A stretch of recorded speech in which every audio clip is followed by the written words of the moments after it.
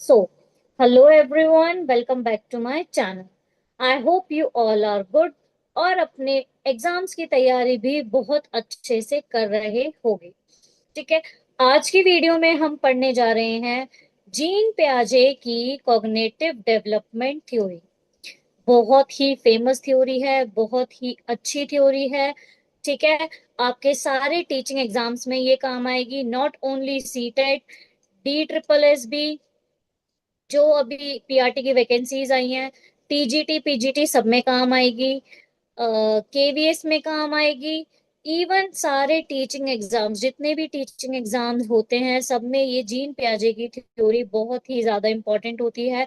काफी questions theory से पूछे जाते हैं। ठीक है, पूरी थ्योरी हिंदी और इंग्लिश दोनों लैंग्वेजेस में रहने वाली है। वीडियो स्टार्ट करने से पहले अगर आप चैनल पे नए हैं तो do like share comment and subscribe to this channel. ठीक है, थ्योरी पढ़ना स्टार्ट करते हैं। तो ये हैं हमारे प्याजे जी, जो आपको फोटो में नजर आ रहे हैं, ये हैं प्याजे। ठीक है, इन्होंने थ्योरी दी है कॉग्निटिव डेवलपमेंट की थ्योरी। अब कॉग्निटिव डेवलपमेंट क्या होता है? वो थ्योरी, वो डेवलपमेंट जो हमारे मस्तिष्क से जुड़ी होती है, जो हमारे कॉग्निटिव डेवलपमेंट मींस माइंड से, ब्रेन से जुड़ी होती है, उसको हम बोलते हैं कॉग्निटिव डेवलपमेंट। इन्होंने बच्चे के दिमाग को पढ़ने की कोशिश की है। ठीक है, तो चलो थ्योरी के अंदर चलते हैं, थ्योरी में क्या है देखते हैं। This is the first slide of this theory. देखो, he is a Swiss psychologist. ये स्विट्जरलैंड के रहने वाले थे, इसीलिए इनका नाम पड़ गया स्विस साइकोलॉजिस्ट। साइकोलॉजिस्ट हैं। ठीक है, याद रखना है कि ये एक मनोवैज्ञानिक हैं, साइकोलॉजिस्ट हैं। ठीक है, he is known as the father of child psychology and developmental psychology. देखो, उन्हें बाल एवं विकासात्मक मनोविज्ञान के जनक के रूप में जाना जाता है। अब विकासात्मक मनोविज्ञान क्या होता है, डेवलपमेंटल साइकोलॉजी क्या होती है? वो साइकोलॉजी जो बच्चे के कॉग्निटिव डेवलपमेंट को बॉर्न से लेकर, मींस जन्म से लेकर ओल्ड एज तक पढ़ा जाए, उसको हम बोलते हैं डेवलपमेंटल साइकोलॉजी। ये वो साइकोलॉजिस्ट थे हमारे प्याजे, जो बच्चे के जन्म से लेकर बुढ़ापे तक की डेवलपमेंट को, कॉग्निटिव डेवलपमेंट को पढ़ते थे। समझ आया? इसको हम बोलते हैं डेवलपमेंटल साइकोलॉजी। ये डेवलपमेंटल साइकोलॉजी के फादर थे, जनक थे, और हमारी चाइल्ड साइकोलॉजी के जनक भी प्याजे ही हैं। ठीक है, अब नेक्स्ट पॉइंट क्या है? He is genetic epistemologist, which means that heredity is important for cognitive development. वह अनुवांशिक ज्ञान मीमांसक हैं, जिसका अर्थ है कि अनुवांशिकता संज्ञानात्मक विकास के लिए महत्वपूर्ण है। ठीक है, जो ये मानते हैं कि heredity is important for cognitive development. हमारी हेरिडिटी, हमारे जीन्स हमारे कॉग्निटिव डेवलपमेंट के लिए इम्पोर्टेंट होते हैं, ब्रेन के लिए इम्पोर्टेंट होते हैं। ठीक है, next is he is radical constructivist. वह एक कट्टरपंथी रचनावादी थे, रेडिकल कंस्ट्रक्टिविस्ट थे। देखो, आपने बहुत बार इस थ्योरी में नाम सुना, कंस्ट्रक्टिविस्ट कंस्ट्रक्टिविस्ट। कंस्ट्रक्टिविस्ट का मतलब क्या होता है? इनके अकॉर्डिंग, प्याजे के अकॉर्डिंग, बच्चा जो है वो एक लिटिल साइंटिस्ट है। Child is little scientist. बच्चा एक लिटिल साइंटिस्ट है, वो अपनी नॉलेज खुद कंस्ट्रक्ट कर रहा है। बच्चा अपनी नॉलेज को खुद कंस्ट्रक्ट करता है, खुद बनाता है एक्सपीरियंस से। समझ आया? एक्सपीरियंस से बच्चा अपने नॉलेज को खुद बनाता है, खुद कंस्ट्रक्ट करता है। बच्चा एक लिटिल साइंटिस्ट है अकॉर्डिंग टू पियाजे। ठीक है, और एक पॉइंट और है, child is active builder of knowledge. बच्चा जो है एक्टिव बिल्डर है नॉलेज का। ठीक है, अपनी नॉलेज खुद बना रहा है, बच्चा एक्टिव बिल्डर है नॉलेज का। इनके अकॉर्डिंग बच्चा लिटिल साइंटिस्ट कैसे है? बच्चा बहुत ज्यादा क्यूरियस होता है हर चीज को जानने के लिए। आप उसके हाथ में पेन दे दो या आप उसके हाथ में कोई भी ऑब्जेक्ट दे दो, वो उसको तोड़ मरोड़ के रख देगा, वो उसको सब खोल के रख देगा, ये जानने के लिए कि इसके अंदर क्या क्या है, ये कैसे बना। वो दिमाग खा जाएगा सामने वाले का, क्वेश्चंस को पूछ पूछ के कि ऐसा है तो क्यों है, ये बनाया कैसे, इसका यूज क्या है, ये किस लिए काम आता है। क्वेश्चंस पूछ पूछ के बच्चा सामने वाले को थका देता है। इतना क्यूरियस होता है छोटा बच्चा, अकॉर्डिंग टू पियाजे। समझ आया? नेक्स्ट स्लाइड पे चलते हैं। नाउ देखो, as per प्याजे development is discontinuous. देखो प्याजे के अनुसार विकास असंतत है। अब असंतत का मतलब क्यों, डिसकॉन्टिन्यूअस का मतलब क्या? देखो किसी भी थ्योरी में जब स्टेजेस आ जाती हैं तो वो थ्योरी डिसकॉन्टिन्यूअस हो जाती है। प्याजे के अकॉर्डिंग डेवलपमेंट जो है वो सिर्फ एक एज तक होती है, एक लिमिटेड एज तक होती है, उसके बाद डेवलपमेंट नहीं होती, अकॉर्डिंग टू प्याजे। इसीलिए इनकी थ्योरी डिसकॉन्टिन्यूअस मानी जाती है, बिकॉज इन्होंने अपनी थ्योरी में स्टेजेस दी हैं जो सिर्फ 11 12 या 14 मैक्सिमम एज तक की है, उसके बाद उन्होंने बात नहीं करी डेवलपमेंट की। इसीलिए इनकी थ्योरी को डिसकॉन्टिन्यूअस माना जाता है। समझ आया? Next point is this theory provides a foundational understanding of how children's thinking and reasoning abilities development. ये थ्योरी जो है वो एक फाउंडेशनल अंडरस्टैंडिंग देती है कि बच्चा कैसे सोचता है और रीजनिंग एबिलिटीज को कैसे डेवलप करता है, कैसे तर्क लगाता है चीजों में। ये थ्योरी बताती है कि बच्चा कैसे तर्क लगाता है चीजों में और कैसे बच्चा सोचता है। ठीक है। अब next is he propose that children are active learners who construct their own knowledge by interacting with their environment. अब इन्होंने ये बात बोली है कि बच्चा जो है एक्टिव बिल्डर, मैं आपको बता चुकी हूँ बच्चा एक्टिव बिल्डर है, अपनी नॉलेज को खुद कंस्ट्रक्ट करता है, खुद बनाता है, लिटिल साइंटिस्ट है। कैसे? इंटरैक्ट करके अपने एनवायरनमेंट में, अपने एनवायरनमेंट के साथ इंटरेक्शन करता है, लोगों से बातें करता है, तो वो अपनी नॉलेज को खुद कंस्ट्रक्ट करता है, इंटरेक्टिंग विद देयर एनवायरनमेंट। समझ आया? नेक्स्ट स्लाइड पे चलते हैं। अब देखो, नोट है role of a teacher is facilitator. शिक्षक की भूमिका सुविधा प्रदाता की है। सुविधा प्रदाता, ये वर्ड आपको याद रखना है, फैसिलिटेटर। टीचर का रोल कैसा होना चाहिए according to the new NEP? Teacher का रोल फैसिलिटेटर होना चाहिए, ये बात आपको याद रखनी है। ठीक है, ये इंपॉर्टेंट है। अब कुछ की फैक्टर्स हैं इस थ्योरी के, क्या है? कुछ की पॉइंट्स हैं जो इस थ्योरी में इन्वॉल्व है। मैच्यूरेशन, परिपक्वता, एक्सपीरियंस, अनुभव, सोशल एक्सपीरियंस एंड इंटरेक्शन, सामाजिक अनुभव और अंतः क्रिया। ठीक है। इक्विलिब्रेशन, संतुलन। ये चार पॉइंट्स जो हैं इस थ्योरी के की फैक्टर्स हैं, जिनसे क्वेश्चन बन जाते हैं, जिनसे क्वेश्चंस भी पूछे जाते हैं। ये की फैक्टर्स है कि प्याजे की थ्योरी में कौन कौन से फैक्टर्स हैं। प्याजे की थ्योरी के फैक्टर्स कौन कौन से हैं? Maturation, experience, social experience and interaction और इक्विलिब्रेशन। ये चार पॉइंट्स आपको याद रखने हैं, चार फैक्टर्स हैं प्याजे की थ्योरी के। ठीक है। Next point is according to प्याजे डेवलपमेंट लीड्स टू लर्निंग। ये बात भी याद रखनी है, ये बात भी इंपॉर्टेंट है।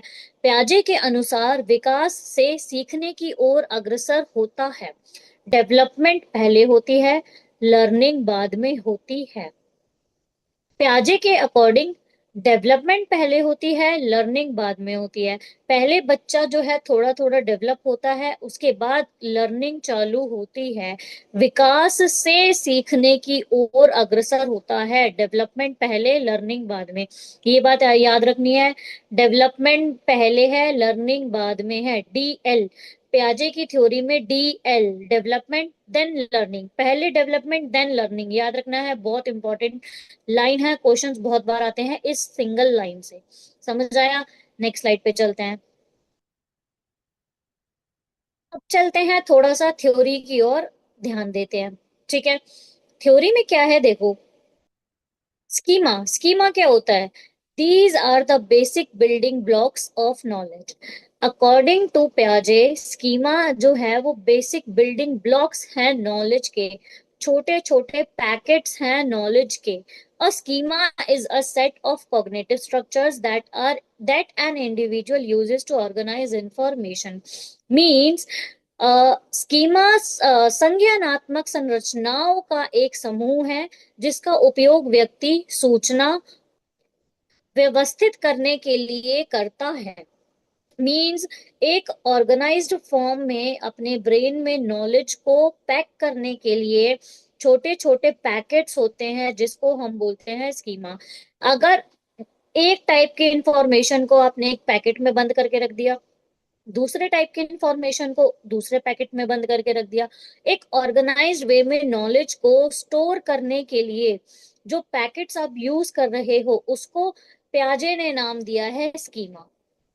उनके अकॉर्डिंग आप अपनी नॉलेज को एक छोटे छोटे पैकेट्स में कैप्चर करके स्टोर करके अपने ब्रेन में स्टोर कर रहे हो जिसको उन्होंने नाम दिया है स्कीमा। समझ आया? अब आगे बढ़ते हैं, आगे देखते हैं क्या है। अब थोड़ा सा ये चार्ट देखते हैं। इस चार्ट में क्या है, बहुत मेहनत लगी है ये प्रेजेंटेशन बनाने में।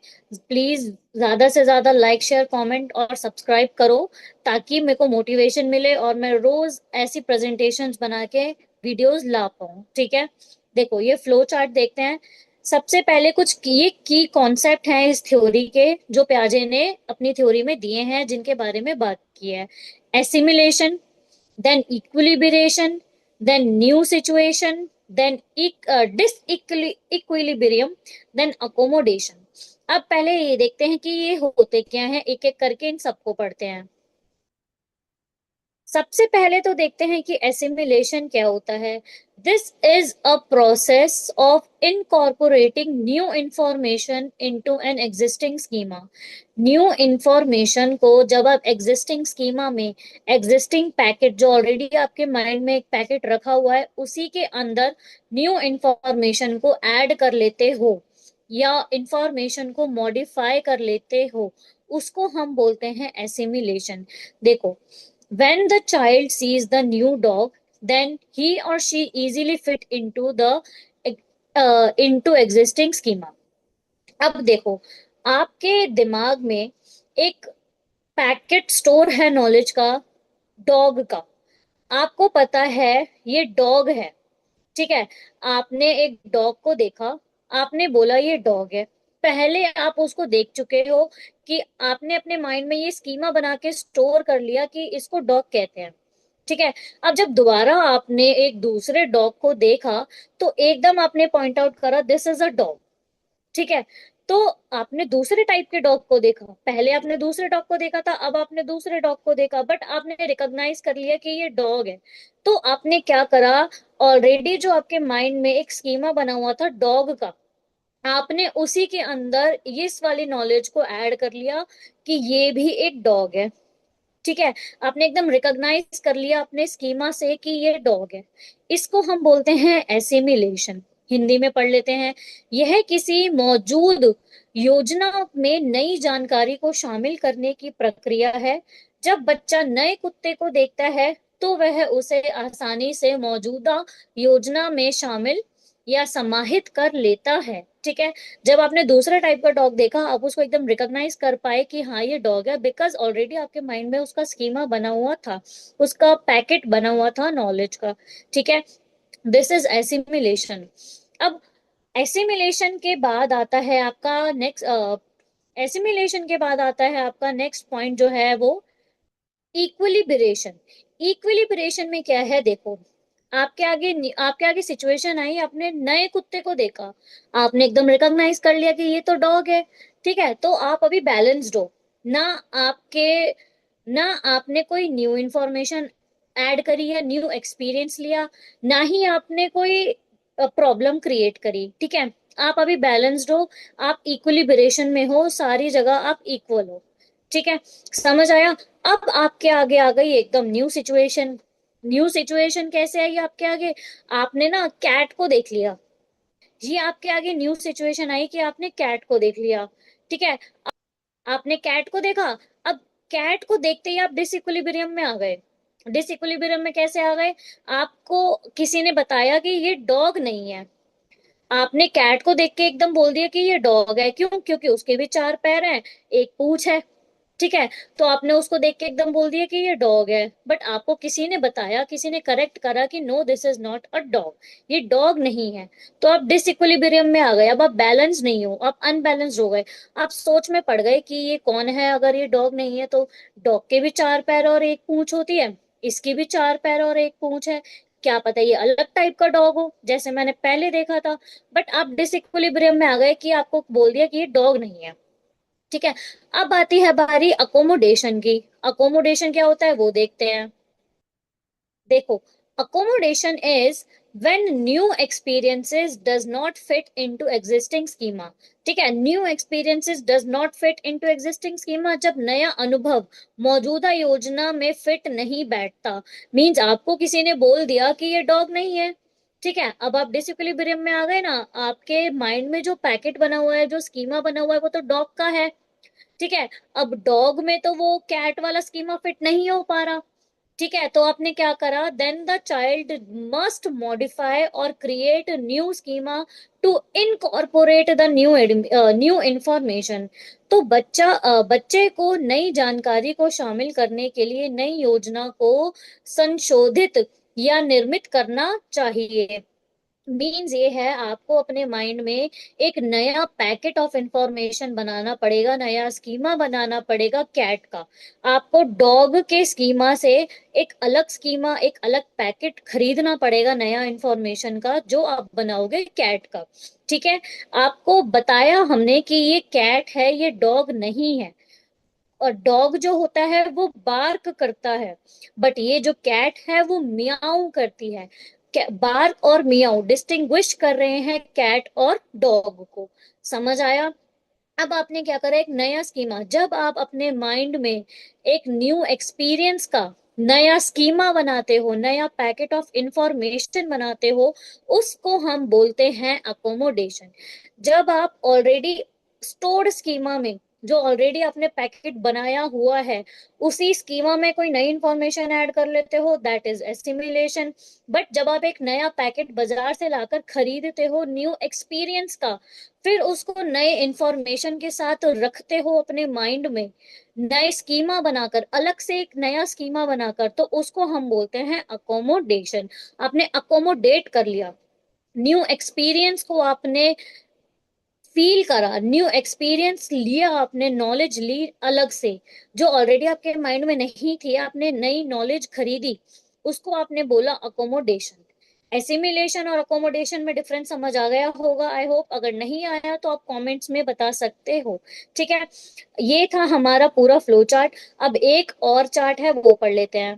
देखो, ये है हमारा इक्विलिब्रेशन। इक्विलिब्रेशन इज जब आप बैलेंस थे, ना ना आपने कोई नया पैकेट खरीदा नॉलेज बनाने के लिए, और ना ही आपके आगे कोई नई सिचुएशन आई। आपके पास जो ऑलरेडी स्कीमा था उसी में आपने ऐड कर लिया, बात खत्म कर दी। ठीक है, तब आप इक्विलिब्रेशन में हो, आप बैलेंस्ड हो। इक्विलिब्रेशन के अंदर दो चीजें आती हैं, एक तो आता है ऑर्गेनाइजेशन और एक आता है एडाप्टेशन। अब एडाप्टेशन क्या है, देखो, इस पूरे चार्ट को assimilation, equilibration, new situation, disequilibrium, accommodation, इस पूरे चार्ट को, इस इन पूरे स्टेप्स को मिलाकर क्या बोलते हैं, एडाप्टेशन। This is adaptation. ठीक है, अब ऑर्गेनाइजेशन क्या है, आपने न्यू ऑर्गेनाइजेशन आपको नहीं पढ़ना है ज्यादा, ऑर्गेनाइजेशन में कुछ नहीं है, ऑर्गेनाइजेशन नहीं पढ़ना, बस आपको याद रखना है इक्विलिब्रेशन के अंदर दो पार्ट आते हैं, one is organisation and another is adaptation. Adaptation क्या है, ये सारे स्टेप्स को मिलाकर एडाप्टेशन बोलते हैं। ठीक है, अब एडाप्टेशन के अंदर भी दो चीजें आती हैं, एक एसिमिलेशन, एक अकोमोडेशन। एसिमिलेशन इज जब आप ऑलरेडी एक स्कीमा जो आपके माइंड में बना हुआ है उसी के अंदर एक और नॉलेज ऐड कर लेते हो, दैट इज एसिमिलेशन। और अकोमोडेशन इज जब आप बाजार से नया पैकेट खरीद के लाते हो, नया स्कीमा, नया एक्सपीरियंस खरीद के लाते हो अपने माइंड में स्टोर करने के लिए, तो उसको हम बोलते हैं अकोमोडेशन। समझ आ गया? ठीक है, आई होप समझ आया होगा। अब नेक्स्ट स्लाइड पे चलते हैं। This is thinking. थिंकिंग क्या है, सोच क्या है, देखो, a child and a mature person, एक अकॉर्डिंग टू प्याजे, एक बच्चा और एक मैच्योर पर्सन, परिपक्व व्यक्ति, have thinking amount same, but kind of thinking is different. जब एक छोटे बच्चे की और एक मेच्योर पर्सन की थिंकिंग अमाउंट तो सेम होती है, मतलब नंबर ऑफ थिंकिंग मीन्स जितने थॉट्स, मान लो 10 थॉट्स आ रहे हैं मेच्योर पर्सन के माइंड में, तो 10 थॉट्स भी एक चाइल्ड के माइंड में आ सकते हैं।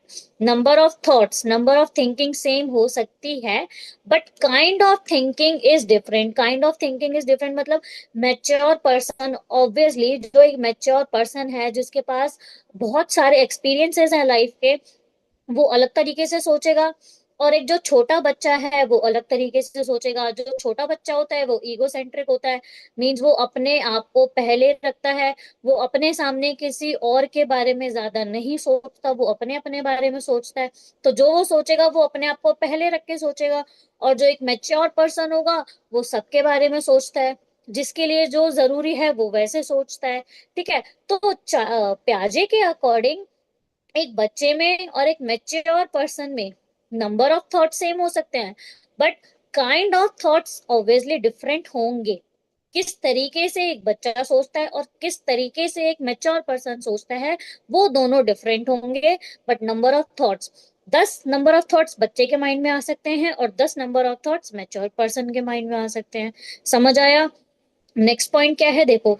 अकॉर्डिंग टू प्याजे, a child is born with mental या cognitive structures which develops and attain maximum growth around the age of 14 to 15 years. देखो, मैंने आपको बताया चाइल्ड प्याजे की थ्योरी जो है वो एक डिसकॉन्टिन्यूस थ्योरी है, क्योंकि उन्होंने अपनी थ्योरी में स्टेजेस दिए हैं, इसीलिए वो एक डिसकॉन्टिन्यूस थ्योरी हो गई। तो प्याजे के अकॉर्डिंग बच्चे की जो मेंटल हेल्थ होती है, a child is born with cognitive structure which develops and attain maximum growth at the age of 14 to 15 years. बच्चा जो है अपनी मेंटल ग्रोथ को मैक्सिमम कर लेता है 14 से 15 ईयर्स की एज तक। ये बात बोली है प्याजे ने। अकॉर्डिंग टू प्याजे, बच्चे की जो कॉग्निटिव ग्रोथ है, कॉग्निटिव स्ट्रक्चर है, वो अपने मैक्सिमम हाइट अटेन कर लेता है 14 से 15 साल की उम्र तक। उसके बाद उसकी कॉग्निटिव ग्रोथ रुक जाती है। इसीलिए उनकी थ्योरी को डिसकॉन्टिन्यूस बोला है, बिकॉज उन्होंने सिर्फ 14 से 15 ईयर्स की एज तक ही डेवलपमेंट बोली है, उसके बाद उन्होंने डेवलपमेंट की बात नहीं करी है। समझ आया? That's it for today. This is part 1 of Jean पियाजे थ्योरी। अब पार्ट 2 में हम स्टेजेस को स्टार्ट कर देंगे। आज हमने सिर्फ और सिर्फ प्याजे के बारे में और थोड़ा सा थ्योरी के बारे में पढ़ा है। कल हम प्रॉपर थ्योरी को स्टार्ट कर देंगे, स्टेजेस को स्टार्ट कर देंगे। तो मेरे साथ पढ़ने के लिए इस चैनल पे बने रहिए। Do like, share, comment and subscribe to my YouTube channel which is the Vaishnavi method. और हाँ, कमेंट करके जरूर बताना आपको ये वीडियो कैसी लगी। Thanks for watching.